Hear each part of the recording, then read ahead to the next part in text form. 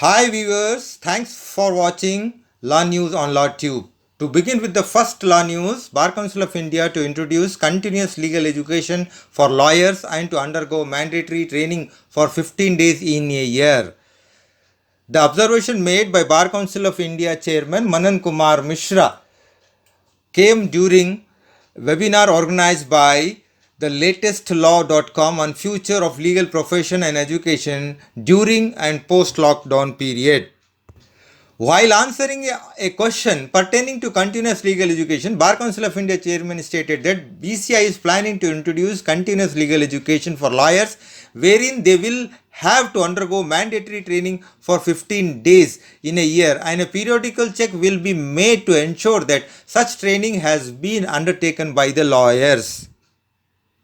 The Bar Council of India Chairman Manan Kumar Mishra has also stated that from next academic session, mediation will be made compulsory subject for the law student to promote practice of mediation.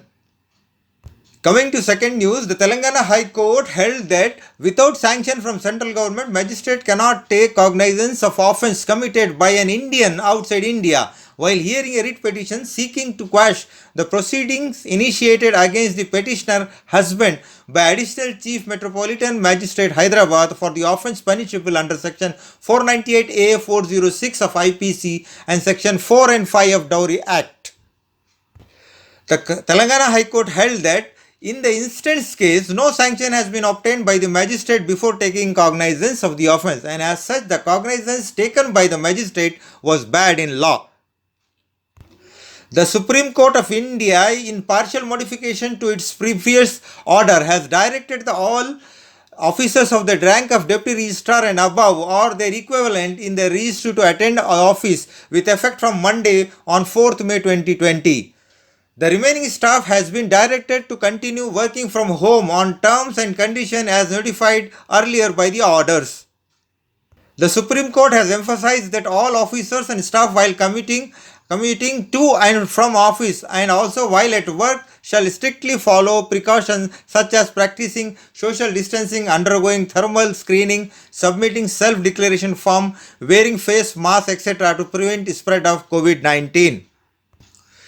In a report, as many as 1309 cases of domestic violence were filed in the state of Uttarakhand after the lockdown period was imposed across the nation to stop the spread of coronavirus, an official press release said.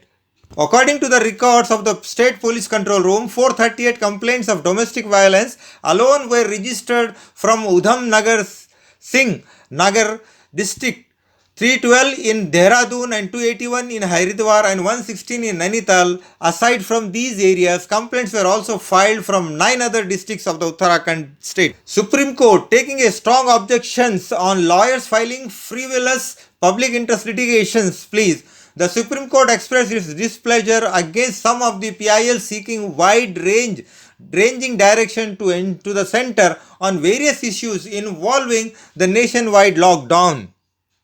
The Supreme Court observed that the whole concept of the PIL has been lost.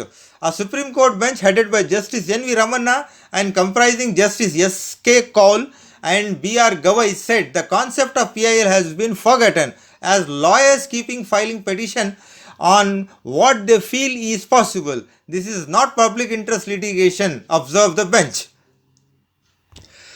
Digital evidence is valid in civil suits, rules China's top court. Digital containing that verifies claims or statement in court, including posts on social media platform and instant messaging, can be valid evidence in civil cases, according to a revised rules by China's top court.